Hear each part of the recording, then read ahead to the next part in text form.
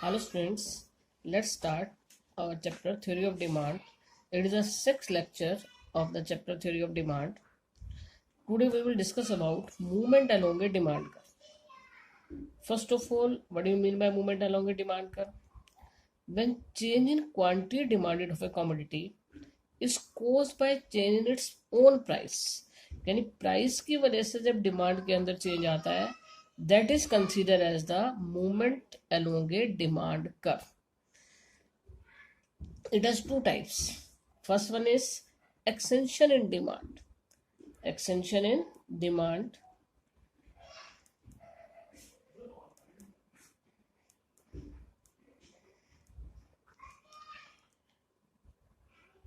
when price falls down and demand rises, and other things being constant,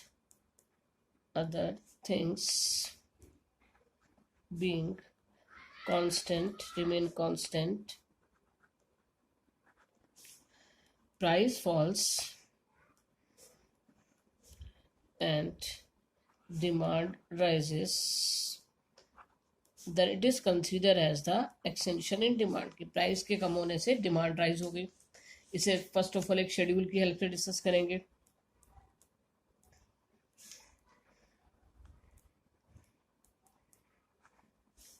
Suppose price of a commodity is 3 rupees, then quantity demanded is 1 unit.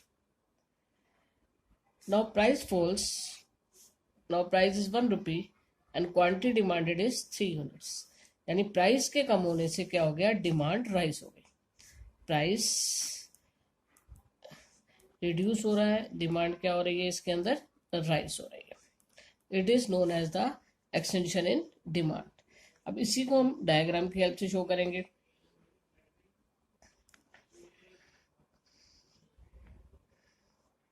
एक curve हम बना रहे हैं. X axis, Y axis, price lies on y axis, quantity lies on x axis.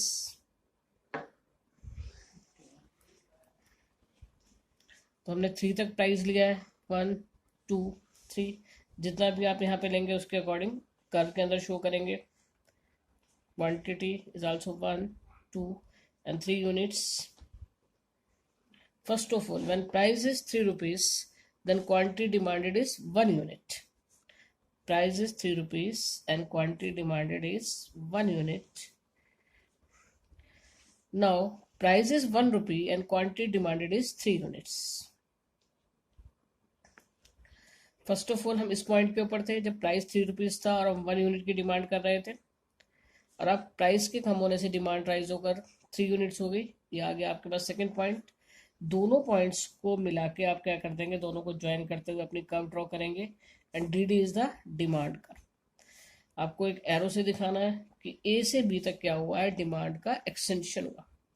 इसके अंदर आप क्या दिखा रहे हैं कि जब प्राइस हमारा फॉल कर गया, यानी 3 से 1 रुपीज हो गया, तब जो एक्सटेंशन इन डिमांड हुआ ए to be.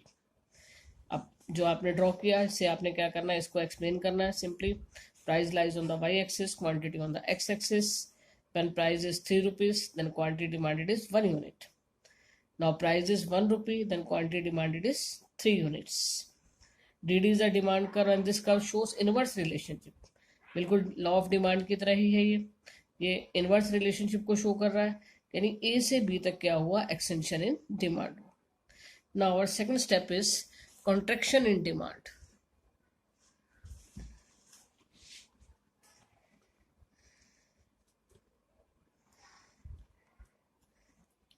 Contraction in demand.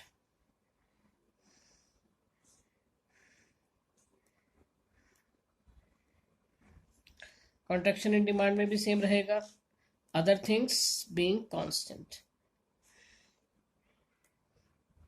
Other things remain constant. Other things remain constant. Price rises, demand falls down. अब यहाँ पर प्राइस क्या हो रहा है, राइज हो रहा है, डिमांड क्या हो रही है, फॉल हो रही है. जबकि पिछले टॉपिक के अंदर हमने क्या किया कि price falls down and demand rises. Schedule की हेल्प से शो करेंगे. When price is 1 rupee, then quantity demanded is 3 units. Now price rises up to 3 rupees, then quantity demanded is 1 unit. यानी यहाँ पर क्या हुआ, पीछे वाले से बिल्कुल अपोजिट केस कि यहाँ पर प्राइस राइज हो रहा है, डिमांड क्या हो रही है, फॉल हो रही है। This is known as the contraction in demand. इसे फिर हम कर्व की हेल्प से शो करेंगे।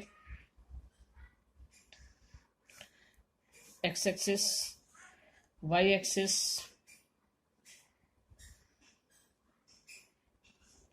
Price, quantity,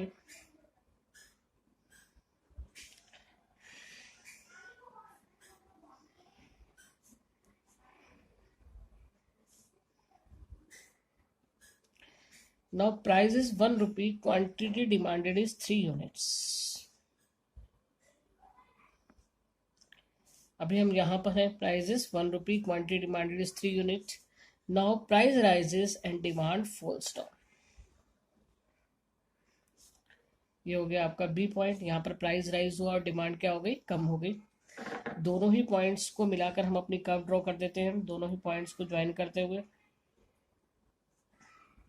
DD is the demand curve and this curve shows inverse relationship।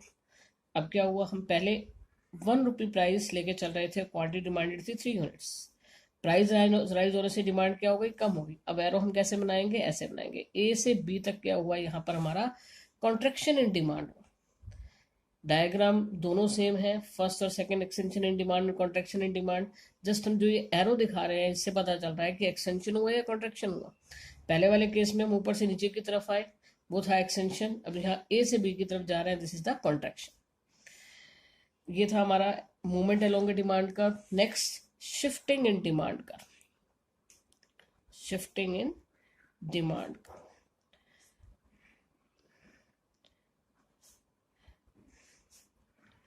Shifting कब होती है, due to other things, due to other things. Know what is the difference, last जब हम movement along demand curve कर रहे थे उस समय क्या था, मूवमेंट अलोंग डिमांड कर्व में हमने ये कहा कि other things remain constant, but in this case due to other things, यहाँ पर अदर थिंग्स क्या रहेंगी, वो कांस्टेंट नहीं रहेंगी। यहाँ पर अदर थिंग्स के अंदर क्या आएगा, चेंज आएगा। बट यहाँ पर प्राइस क्या रहेगा, प्राइस कांस्टेंट रहेगा, price remain constant.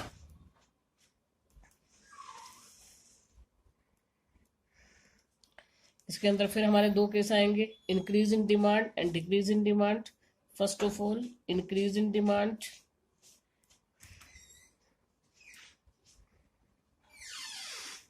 increase in demand when more of a commodity is purchased at its existing price। जैसा कि हम इस शेड्यूल में देख पा रहे हैं कि प्राइस स्टार्टिंग में 10 रुपीज है, then quantity demanded is 20 units. Now price remains same, there is no change in the price, but quantity demanded is 30 units. यहाँ पर प्राइस सेम रहते हुए भी डिमांड इंक्रीज हो गई। This is due to the other factors. Other factors हम अभी discuss करेंगे, पर इससे पहले हम इससे रिलेटेड एक कर्व ड्रॉ करेंगे।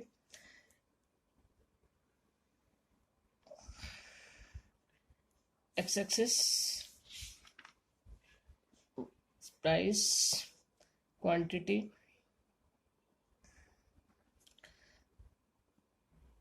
Now price remains same.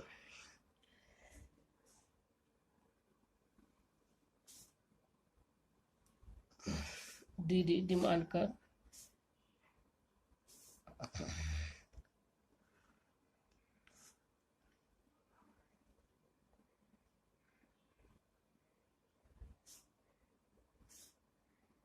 D1 D1। इसमें हमने क्या शो किया कि प्राइस हमारा सेम है। इनिशियली भी प्राइस 10 रुपीज था, then quantity demanded is 20 units. Now price remain same but quantity demanded is 30 units. जो कर्व है वो DD से शिफ्ट होकर D1 हो गई है। ये इंक्रीज इन डिमांड को शो कर रहा है। Now reasons of increase in demand, कि प्राइस तो सेम था फिर भी डिमांड इंक्रीज हो गई, इसके पीछे क्या रीजन है। First of all when income of the consumer rises, consumer की जब इनकम राइज होती है तो भी क्या होगा, डिमांड कर्व जो है राइट हैंड साइड पे शिफ्ट हो जाएगी। नेक्स्ट हमारे पास क्या आता है, when price of substitute goods rises, substitute goods just like tea and coffee, when price of tea rises that demand for coffee rises. Third point हमारे पास आता है when price of complementary goods falls down. Complementary goods just like ink and ink pen. When price of ink falls down, then demand for ink pen rises.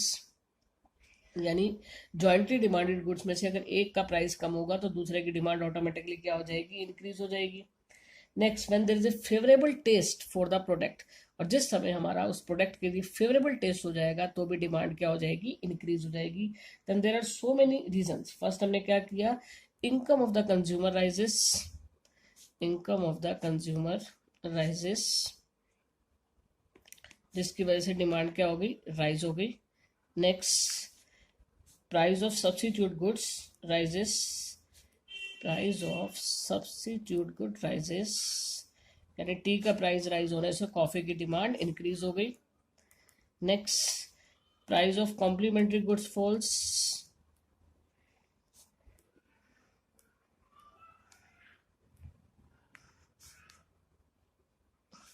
यहाँ पर हम क्या दिखा रहे हैं कि इंक का प्राइस कम होने से इंक पेन की डिमांड क्या होगी, राइज हो गई.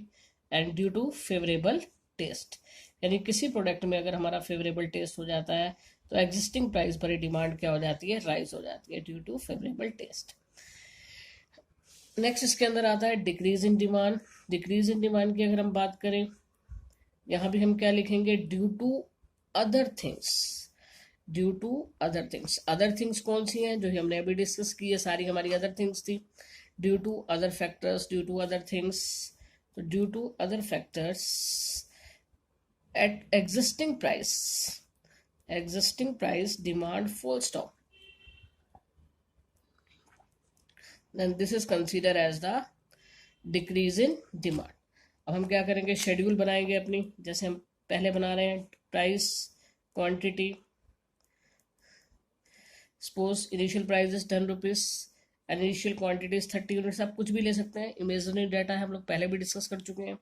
Price remain same but quantity demanded falls down. This shows at existing price demand falls down. जब प्राइस में चेंज नहीं आया तो डिमांड क्यों डिक्रीज हुई. द डिमांड के डिक्रीज होने के रीजन जो हमने भी ऊपर डिस्कस किए, बिल्कुल उसके अपोजिट. यानी यहाँ पर क्या हो जाएगा, डिक्रीज इन डिमांड के अंदर income of the consumer falls down. Price of the substitute goods ऊपर हमने डिस्कस किया राइजेस, बट यहाँ पर क्या हो जाएगा, price of the substitute good falls down. यानी टी का प्राइस कम होगा तो कॉफी की डिमांड ऑटोमेटिकली कम होगी, बिकॉज हम क्या करेंगे, टी को यूज करना स्टार्ट कर देंगे. प्राइस ऑफ कॉम्प्लीमेंट्री गुड्स ऊपर हमने डिस्कस किया फॉल्स, बट यहाँ पर क्या आ जाएगा, rises and due to the unfavorable taste for the product. और इसके अंदर हम क्या डिस्कस करेंगे कि अनफेवरेबल टेस्ट की वजह से डिमांड क्या हो जाएगी, कम हो जाएगी. इसको हम डायग्राम की हेल्प से भी शो करेंगे.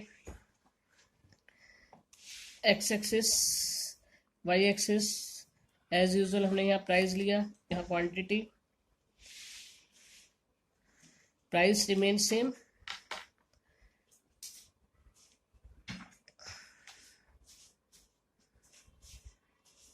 डी.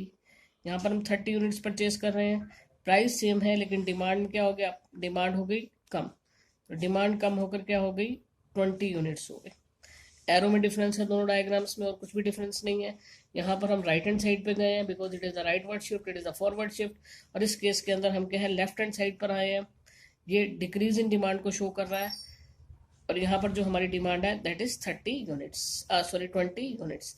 यानी जो हमने फैक्टर्स अभी डिस्कस किए उनकी वजह से हमारी डिमांड रिड्यूस होकर क्या हो गई, 20 यूनिट्स हो गई. ये हमारा टॉपिक यहाँ पर कंप्लीट हो चुका है.